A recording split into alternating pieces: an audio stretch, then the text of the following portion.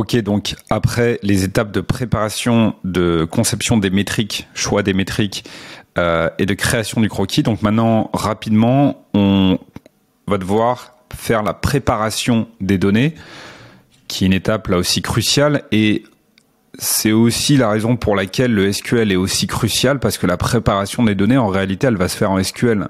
Quelque part l'étape presque, pas difficile, mais presque la vraie étape, elle s'est passée ici quoi. Ou au moins une bonne partie quoi. Et en fait, pour préparer les données, en fait, on va simplement se demander, d'après le croquis qu'on a besoin, pour l'instant, je rappelle que si on a fait les choses dans l'ordre, on n'a pas encore le dashboard, hein, c'est juste que moi j'ai montré les résultats pour des raisons pédagogiques. Mais d'après notre croquis que j'ai mis ici, en fait, il faut se demander, on a notre tableau là dans BigQuery avec les données dans BigQuery. C'est de se demander, là, on a notre table en fait, notre tableau quoi, notre table dans BigQuery, et c'est de se demander intellectuellement logiquement pour afficher ces données, on a besoin de quoi? Et ben, vu que ici on va avoir besoin de quoi, on va avoir besoin de l'adresse complète des stations, ok, puisqu'on veut l'adresse là ici avec la ville. On va avoir besoin du prix du samplon 95, donc l'adresse elle va servir aussi ici, puisque quand on passe notre souris sur le point sur la carte, on voudra qu'il y ait l'adresse là ici qui s'affiche, il faudrait bien la sortir de quelque part. Va nous falloir le prix du samplon 95, donc il va falloir une colonne avec le prix, arrondi au centime près, on va pas mettre 200 000 chiffres après la virgule, et il va nous falloir la distance entre l'adresse que j'ai mis, ou l'adresse de chez vous, etc. Là je l'ai mis dans le sud, même si j'habite à Paris, et la station essence en kilomètres, ok. Donc cette distance là qu'on veut faire afficher, puisqu'on veut qu'elle soit dans ce tableau là, qui est la distance entre pour la ligne 1 là, la distance avec chez moi. Donc il va falloir ces données, préparer les données, c'est ça, c'est de se dire ok, j'ai besoin de préparer un tableau, un ou plusieurs tableaux, et je veux quoi comme colonne, ok. Et cette distance, on va pas la calculer dans Looker Studio. On va la préparer en SQL et ensuite on va brancher cette micro-modélisation, mini-modélisation en préparation de données à Looker Studio, parce qu'on va avoir une connexion entre BigQuery et Looker Studio. Ok, on va pas pouvoir, celui qui connaît super bien Looker Studio et donc il va se connecter à la table dans BigQuery, mais il sait pas faire la transformation.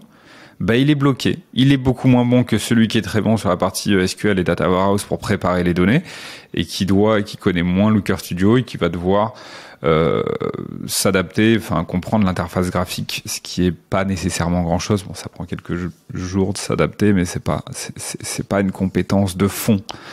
Donc le vrai game, il est là. Donc en fait, en reprenant ce qu'on avait fait dans la partie SQL précédemment, ok. Alors je vous montre le résultat. Donc la préparation des données, ça va être ça. Et en fait, c'est ce que j'ai écrit ici. Tester cette requête dans BigQuery. Ok. Donc je la mettrai en dessous, mais en gros, en reprenant, donc pour ça, on va avoir la ville. Alors je vais le montrer dans BigQuery, ce sera plus clair. Donc on va dans son BigQuery et puis là on va faire un petit hop,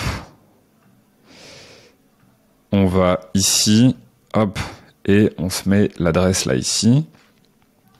Ça c'est la requête. Et là on a quoi? Alors quand on met bien en forme une requête SQL, c'est comme ça. En gros on indente là chaque colonne et on fait une tabulation ou 2 espaces. Ok, ça peut être 4 espaces aussi.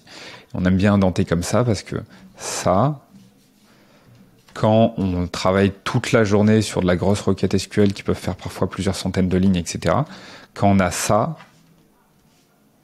on n'aime pas. Parce que là, on ne sait pas combien il y a de colonnes, comment elles seront séparées, etc., etc. C'est pas évident. Enfin bon, quand on a... Alors, c'est pas nécessaire de mettre en forme super vite parce que je trouve que ce genre de choses, c'est plus intéressant quand on comprend pourquoi on doit le faire. C'est bizarre, ça. Ok. Alors, donc, notre requête, je vais montrer les résultats déjà. Donc, si je l'exécute, on a l'adresse complète, la ville, l'adresse complète, ici. Ok. Avec... Donc l'adresse complète, ça va être la concaténation. La concaténation, c'est mettre bout à bout. Donc là, on a l'adresse tout court, mais il n'y a pas la ville le code postal, etc. Et donc ça, c'est la première colonne. C'était déjà une colonne du tableau, donc il n'y a pas besoin de faire de transformation dessus. La ville, pareil. Mais si on veut l'adresse complète, comme on a décidé qu'on voulait ça, il faut faire la concaténation de cette colonne qui ne contient pas la ville code postal. Et là, on fait une concaténation de adresse, virgule, deuxième argument concaténé avec quoi? Un espace qu'on met entre deux guillemets. Comme ça, là, on ajoute après adresse un espace. On rajoute la colonne code postal après cet espace. On continue à concaténer avec un espace et ville. Et du coup, ça fait ça. L'adresse, espace, concaténation. Là, j'ai un petit espace, plus code postal, plus espace, plus la ville. OK? Voilà. Là, il y a le prix du samplon 95 qui était une colonne. OK, je vais peut-être grossir un peu ça. Le prix du samplon 95 qui était une colonne et sur lequel on a fait un round qui va permettre de garder juste 2 chiffres après la virgule, as, et on renomme à la fin parce que sinon ça va nous faire, je sais pas si vous vous en rappelez, si je fais pas ça, regardez, là j'ai le prix du samplon 95 là, as, c'est renommer le nom de la colonne. Si je fais ça,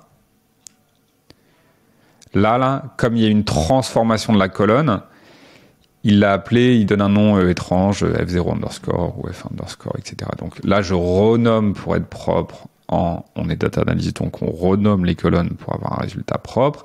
Et là, je vous renvoie à ce qu'on avait fait à la fin de la partie SQL, appliquer une fonction qui calcule la distance entre la latitude-longitude du point de l'adresse que j'ai mis, qui pourrait être chez moi par exemple, mais qui n'est pas chez moi, je rappelle, et le point de chacune des stations essence, ok, qu'il y a dans les colonnes longitude et latitude. Ok, je divise par 1000 pour avoir la valeur en kilomètres, et par-dessus ça, j'applique une fonction round qui permet d'avoir un chiffre après la virgule, distance en kilomètres.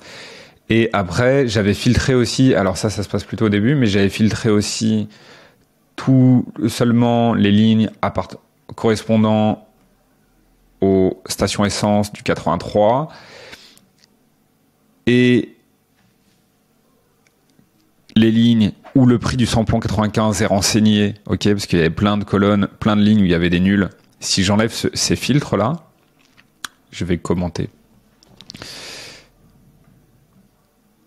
Si j'enlève ce filtre, là, vous voyez, là il y a 181 lignes. Si je rajoute le filtre, je garde que les lignes avec samplon 95 non nul. On passe à 50. Ok, là il y a que des lignes avec des valeurs du samplon 95 non nul. Vu que nous c'est ça qui nous intéresse, on va pas garder les autres lignes. Order by distance par kilomètre. Et on a gardé le truc ascendant. D'ailleurs, le truc ascendant, on peut le dégager, on pourra faire le fait d'ordonner dans Looker Studio. Mais en gros, la préparation des données, c'est comme ça. En gros, il faut se mettre, en fait, pour le faire proprement, vous prenez là vous vous êtes dit, ok, d'après notre croquis, on a besoin de ça. Vous le mettez là au-dessus, là. Pour commenter plusieurs lignes. Ça, c'est dans un autre langage, / étoile. Étoile /. Vous mettez toujours le point méthodo, c'est de se mettre sous les yeux ce que vous avez besoin de faire en dessous. Là, ça, c'était le résultat. Mais si vous n'aviez pas, ça, je vais le commenter. Si vous deviez le faire le travail, vous vous mettez comme ça. Après, vous vous dites, ok, mes données, elles sont où? Elles sont dans la table. Elles sont dans la table FR carburant. Bon, on avait quand même rajouté les filtres. Code département égale 83, je sais pas trop quoi, etc. Ça, je vais pas l'enlever. Le order by, pour l'instant, on va l'enlever. Donc, on garde que les... Et en fait, vous partez de la table... Select étoile. Bon, je vais pas la mettre en forme de manière hyper rigoureuse. Et vous partez de ça.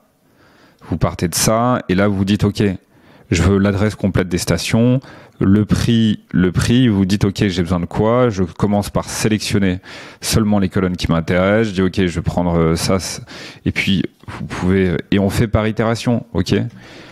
Code postal, adresse, ville, ça, je peux en avoir besoin. Latitude, longitude, je vais en avoir besoin pour mon calcul. Latitude, longitude, prix du samplon 95, je vais en avoir besoin. Tout le reste, ça, j'en ai pas besoin, j'en ai pas besoin. J'en ai pas besoin. Département, ça peut être utile. Code département. Code post, on va utiliser le code postal seulement.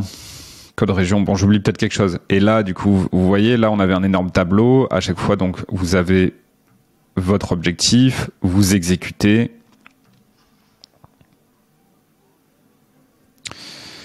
Alors, qu'est-ce qu'il fait râler?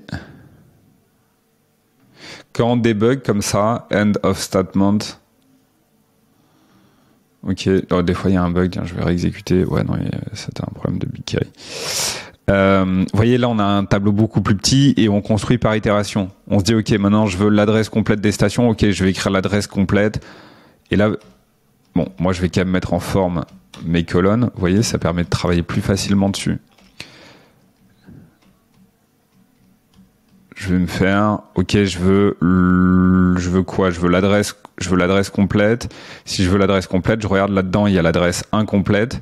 Donc, je vais faire une fonction concat de adresse, virgule. Après, je vais rajouter un espace, virgule. Dans quel ordre je le mets? Je l'ai mis dans quel ordre en dessous? Code postal et ensuite ville. Ensuite, code postal. Et ensuite,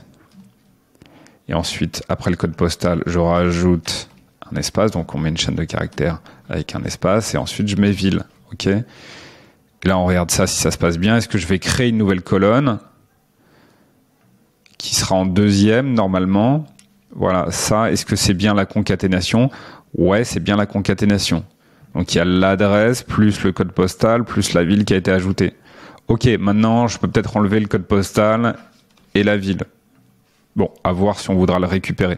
Si on remarque la ville, on la voulait, le code postal, on l'a dans l'adresse complète. Sauf que là, je refais exécuter.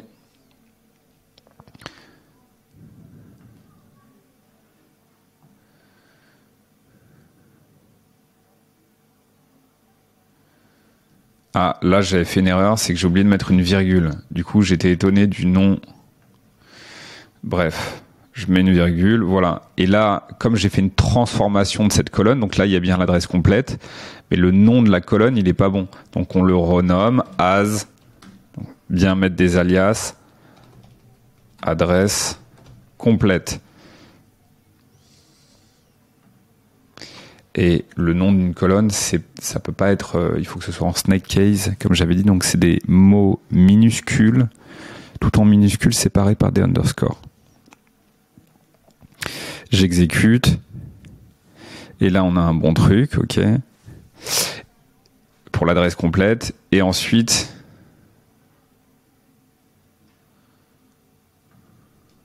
d'ailleurs, je suis vraiment analphabète, moi. Adresse comme ça en français, je crois que c'est en anglais que c'est. Adresse, bon, peu importe.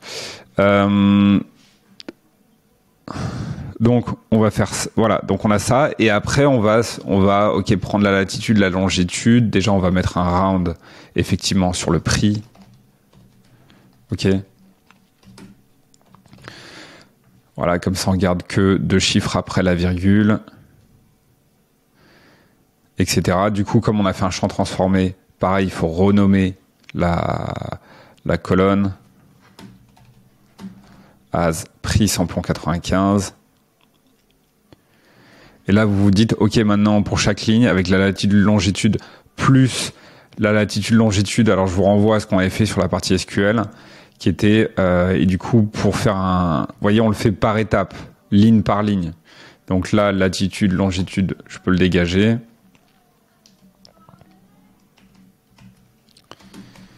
Et faire ça.